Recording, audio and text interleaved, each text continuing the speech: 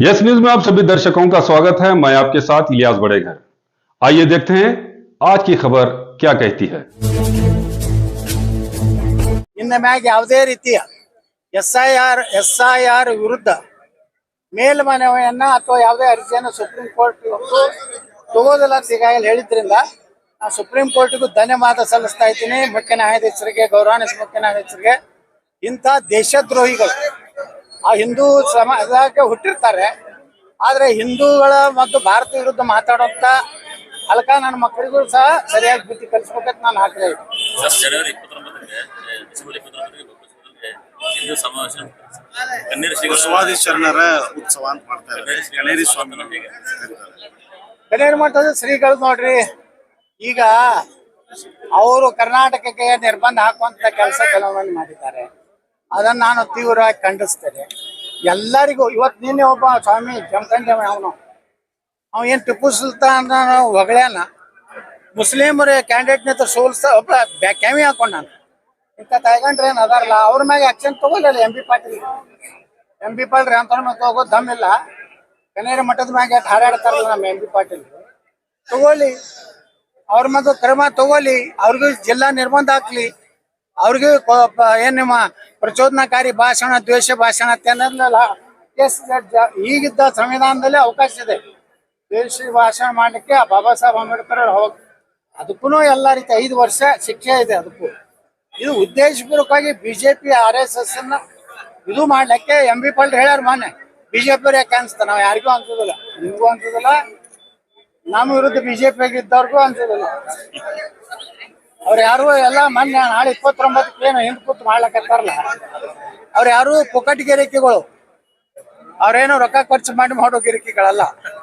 ಅಲ್ಲಿ ಅವ್ರು ಸುಮ್ಮ ಏನೋ ತಾವು MLA ಆಗ್ಬೇಕಂತ ಮಾಡುವಂತ ಗಿರಿಕಿಗಳು, ಅವು ಎಂದೂ MLA ಆಗುದಿಲ್ಲ. ಅದಕ್ಕೆ ಅಂತ ಅಯೋಗ್ಯರು, ನಾಲಾಯಕರು ಮಾಡುವಂತ ಕಾರ್ಯಕ್ರಮ ಪಾಪ ಸುಮ್ಮ ಸ್ವಾಮಿಗಳ ಕಡೆಯಿಂದ ಪ್ರೆಸ್ ಮೀಟ್ ಮಾಡ್ಸ್ಯಾರ. ಆದ್ರೆ ಹಿಂದಿರುವಂತ ಕಳ್ಳರವರೆಲ್ಲ ರಾತ್ರಿ ಎಲ್ಲ ಶಿವಾನಂದ ಪಾಟೀಲ್ ಊರ್ ಪಾಸಡರ ಮನ್ಯಾಗ ಇರುವಂತ ಗಿರಿಕಿ. ಶಿವಾನಂದ ಪಾಟೀಲೇ ನಮ್ಮ ರಾಜಕೀಯ ಗುರು ಅನ್ನೋ ಗಿರಿಕಿ. ಅವತರನ್ನು ತಗೊಂಡು ನಾವು ಅಲ್ಲಿ ಹೋಗೋದಿಲ್ಲ ಬಬಲೇಶ್ವರ. ಆದ್ರೆ ಎಂ ಬಿ ಪಾಟೀಲ್ರಿಗೆ ಹೇಳ್ತೀನಿ, ಲಿಂಗಾಯತ, ವೀರಶೈವ, ಹಿಂದೂ ಧರ್ಮ ಹೊಡೆಯಂತ ಕೆಲಸ ಮಾಡ್ಬೇಕು.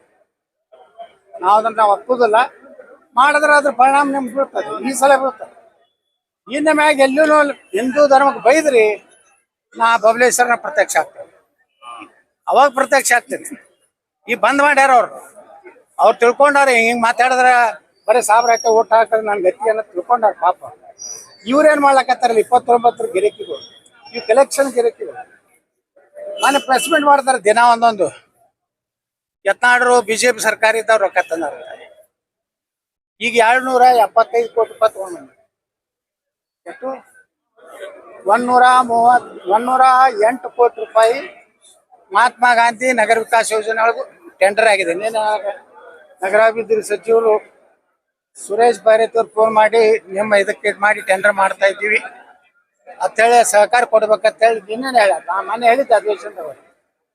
ಅದ್ರ ನಂತರ ನಾನೇ 80 ಕೋಟಿ ರೂಪಾಯಿ ತಗೊಂಡ್ಬಂದೆ. ಸುಮಾರು 200 ಕೋಟಿ ರೂಪಾಯಿ ಮೇಲ್ಪಟ್ಟು ವಿಜಯಪುರ ನಗರಕ್ಕೆ ಬಂದಿದೆ. ಕಾಂಗ್ರೆಸ್ ಸರ್ಕಾರ ಇದಾಗ ಬಂದಿದೆ. ಬಿಜೆಪಿಗೆ ಹಿಂದಕ್ಕೆ 2 MLA ಇರ್ತಾರಲ್ಲ ಇಲ್ಲಿ ಬಿಜಾಪುರನಾಗ ಮಹಾಮಹಿಳೆ ಗುಂಟ ಮಾಡೋದ್ ಬಿಟ್ಟು ಏನ್ ಚಂಡನು ಮಾಡ್ಲಿಲ್ಲ. ಏನ ಮಾಡದನ್ರಿ ಬಿಜಾಪುರ ನಾವು ಧೂಳಾಗ. ಈ ವಾಜಪೇಯಿ ರೋಡ್ ಮಾಡಿ 8 ವರ್ಷ ಆಯ್ತ್ರಿ. ನೀವು ನೋಡ್ಲಕತ್ತೀರಿ, ಇದು 8 ವರ್ಷ ಆಯ್ತು. ಏನಾರ ಆಗೈತೆ 8-9 ವರ್ಷ ಆಯ್ತು ಈಗ ನಾ ಮಾಡಿ. 10 ವರ್ಷ ಸಮೀಪತ್ತು ಏನಾರು ಎಲ್ಲರ ಒಂದರ ಕಡೆ ರಾಡಿ ಆಗೈತೆ. ಯಾರು ನಾ ಬಿಜೆಪಿ MLA, ನಾ ರೊಕ್ಕ ತಂದಿದ್ದು ಇಲ್ಲ.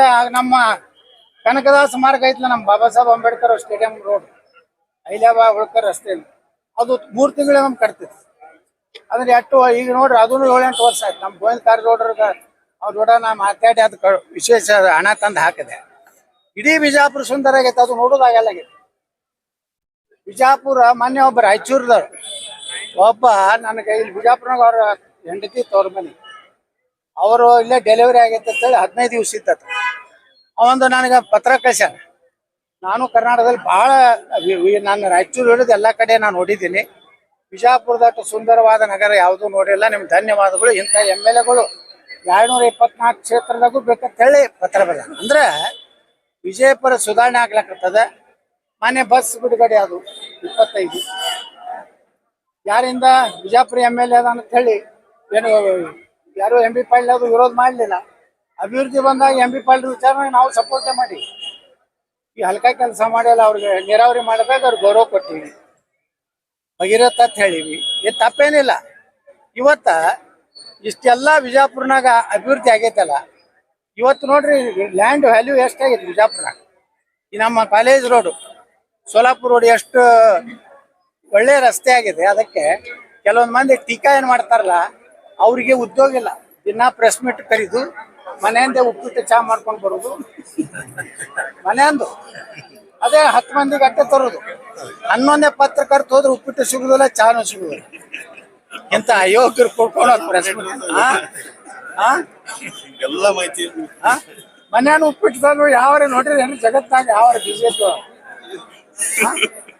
ಇಂಥ ಅಯೋಗ್ಯರು ಕೈಯಾಗ ಬಿಜೆಪಿ ಕೊಟ್ಟಾರ. ಅವ ವಿಜೇಂದ್ರ, ವಿಜೇಂದ್ರ ಇವ್ರು ಗಜೇಂದ್ರಗಳು ಇವರೆಲ್ಲ ಕೂಡಿ ನೀನೆ ನನ್ನ ಮ್ಯಾಗ ಹೋಗ್ಕೋತಾರ. ಸಾಬ್ರ ಇದ್ರಾಗ ಕಪ್ಪಿಗೆ ಹಾಕೊಡತ್ತೆ. ನೀನೆ ಶಿಕಾರ್ಪುರ್ನಾಗ ಏನ್ ಮಾಡ ವಿಜೇಂದ್ರ? जगत में कुछ भी होने दो, शिकार में हम तुम भाई ही भाई है. ನಾಚಿಕೆ ಮಾನ ಮರ್ಯಾದೆ ಇದೆ. ಅದು ಹಿಂದುತ್ವ ಬಗ್ಗೆ ಏನ್ ಮಾತಾಡ್ತಾರೆ ಅದಕ್ಕೆ ಹೇಳ್ತೀನಿ. ಎಲ್ಲರಿಗೂ ನಾ ಒಂದೇ ಎಚ್ಚರಿಕೆ ಕೊಡ್ತೀನಿ.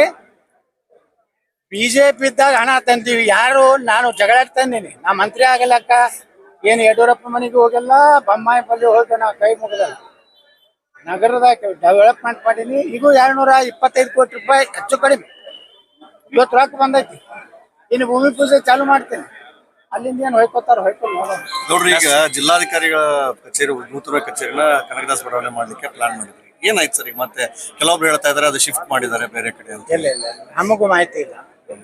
ಕನಕದಾಸ ಬಡಾವಣೆ ನಾವೇನ್ ಪೂಜೆ ಮಾಡಿವಲ್ಲ ಅದೇ ಜಾಗದಾಗ ಆಗ್ತೈತಿ. ಟೆಂಡರ್ ಆಗಿದೆ. ಸುಮ್ಮನೆ ಏನೋ ಅಂತ ಈಗ ಏನಾಗ್ತೈತಿ, ಹೊಸ ಮುಖ್ಯಮಂತ್ರಿಗಳು ಬರೋಣನೆ ಒಂದಿಟ್ಟು ಏನೇ ಮಾಡಿ ನಾಳೆ 9ನೇ ತಾರೀಕು ಮುಖ್ಯಮಂತ್ರಿಗಳು ಬರ್ಲಾಕತ್ತಾರ. ಬಂದಾಗ ಅದನ್ನು ಸುಮ್ ಜಾಯಿಂಟ್ ಮಾಡಿ ಈ ಇಂಡಿಯಾಗ ಮಾಡ್ಲಿಲ್ಲ. 5,000 ಕೋಟಿ ರೂಪಾಯಿ ಕಾಮಗಾರಿ. ಒಂದರ ಇಂಡಿಯಾಗ ಚಲೋ ರೋಡ್ ಅದಾನು ಹುಡುಕಿ ಕೊಟ್ರೆ 100 ರೂಪಾಯಿ ಬಹುಮಾನ ಕೊಡ್ತೇನೆ. ಬರೀ 100 ರೂಪಾಯಿ. ಒಂದರ ಇಂಡಿ ಒಳಗೆ 5,000 ಕೋಟಿ ಮನೆ ಸಿದ್ದರಾಮಯ್ಯ ಬಂದು ಎಲ್ಲ ಹಾಕ. ಒಂದ್ ರೋಡ್ ಇಲ್ರಿ. ಎಲ್ಲಿ ಅವನತ್ತಿಂದ ನಾನು ಏನ್ ಮಾಡೋಣ? ಸುಮ್ ಇಲ್ಲಿನೂ ಬಿಜಾಪುರ್ನಾಗ MP ಪಾಟೀಲ್ ಮಾಡ್ಲಕತ್ತಾರ. ನಾವು ಮಾಡಿದ ಪೂಜಾಗಳನ್ನೆಲ್ಲ ಅದ್ರಾಗ ಸೇರಿಸಿ ವೆಲೋಡ್ರಮ್ ನಮ್ಮ ಕಾಲಕ್ಕಾಗಿತ್ತು. ಬಾಬಾ ಸಾಹೇಬ್ ಅಂಬೇಡ್ಕರ್ ಮೂರ್ತಿ ನಾವು ಕೊಡ್ಸಿದ್ವಿ. ಅದನ್ನೇ ಉದ್ಘಾಟನೆ. ಅಲ್ಲ, ಈ ಬಾರಿ ಏನಾದ್ರು ಆಗುತ್ತಾ ಅಂತ ಜಿಲ್ಲಾಧಿಕಾರಿ ನೀವು 2 ಉದ್ಘಾಟನೆ ಮಾಡಿದ್ರಿ.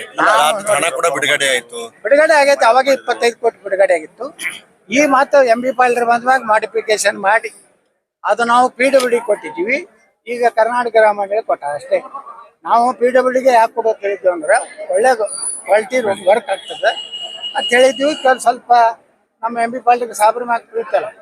ನಾವೆಲ್ಲ ಒಂದು ಗುಡಿ ಟೈಪ್ ಮಾಡಿದ್ವಿ. ಅದನ್ನು ಸ್ವಲ್ಪ ಮಸೂತಿ ಟೈಪ್ ಮಾಡ್ಯಾರಕ್ಕೆ ಇಷ್ಟೇ ಮಾಡ್ಯಾರ ನಮ್ಮ MB ಪಾಟೀಲ್. ಮತ್ತೇನ್ ಮಾಡೋದು? ಇದ್ದಿದ್ದನ್ನೇ ಮಾಡೋದು. ನಾ ಮಾಡೀನಿ ಇವತ್ತಿನ ದಿವಸ, ನಾ ಮಾಡೀನಿ ಇವತ್ತಿನ ದಿವಸ, ನಾ ಅದು 32 ಕೋಟಿ ರೂಪಾಯಿ ಬೇಕು. ನಮ್ಮಲ್ಲಿ ರೊಕ್ಕ ಇಲ್ಲ, ದಿವಾಳಿ ಆಗೈತೆ ಅಂತ ಹೇಳ್ಯಾರ. ಅದಕ್ಕೆ ನಾ ಪ್ರಯತ್ನ ಮಾಡ್ಲಾಕತ್ತೀನಿ. ಅದು 32 ಕೋಟಿ ಅವ್ರಿಗೆ ಪರಿಹಾರ ಕೊಟ್ಟೆ ಅಲ್ಲಿ ಆ ಮಾಲೀಕರಿಗೆ ಪರಿಹಾರ ಕೊಟ್ಟ ಮ್ಯಾಗನೇ ಅದೊಂದು ಕೆಲಸ ತಗೋಬೇಕಂತ ಹೇಳಿದ್ದೀವಿ. ಇನ್ನೂ ಪ್ರಯತ್ನ ಮಾಡ್ತೀವಿ. ನಾಳೆ ಮುಖ್ಯಮಂತ್ರಿ ಬರ್ತಾರಲ್ಲ 9ನೇ ತಾರೀಕಿಗೆ, ಅವಾಗೂ ಮನವಿ ಕೊಡ್ತೀವಿ. ಅದ್ರ ಜೋಡಾಗಿ ಇನ್ನೊಂದು 150 ಕೋಟಿ ರೂಪಾಯಿ ಇನ್ನೊಂದು ಪ್ರಾಜೆಕ್ಟ್ ಇದೆ ನಮ್ಗೆ. ನಮ್ಮ ಬಾಬಾ ಸಾಹೇಬ್ ಅಂಬೇಡ್ಕರ್ ಅವರ ಪುತ್ಥಳಿಯ ಹಿಂದೆ ಅಂದ್ರೆ ಸ್ಟೇಡಿಯಂದ ರಸ್ತೆಯಿಂದ ಹಿಡಿದು ಪೂರ್ತಿ ಶಿವಾಜಿ ಸರ್ಕಲ್ವರೆಗೆ, ಛತ್ರಪತಿ ಶಿವಾಜಿ ಮಹಾರಾಜ ಸರ್ಕಲ್ವರೆಗೆ ಒಂದು ಫ್ಲೈಓವರ್ ಮಾಡ್ಬೇಕಂತೇಳಿ ಸುಮಾರು 150 ಕೋಟಿ ರೂಪಾಯಿ ಪ್ರಪೋಸಲ್ ಇಟ್ಟಿವಿ. ನಾಳೆ ಮುಖ್ಯಮಂತ್ರಿಗಳು ಬಂದಾಗ ಜಿಲ್ಲಾ ಉಸ್ತುವಾರಿಗಳ ಮುಖಾಂತರ. जैसा कि आप सब जानते हैं कि आप सभी का प्यार हमारे साथ कायम है. इसी तरह से हमारे इस चैनल को प्यार करते रहिए और हमारी सारी खबरों को लाइक, शेयर और सब्सक्राइब करना ना भूलिए. हमारा यही मकसद है कि आपको हर खबर जो है, जैसा है वैसा ही आपको हम दिखाते रहेंगे. ना किसी का पक्ष लेंगे, ना किसी के विरोध में जाएंगे. हमारे कदम सच के साथ.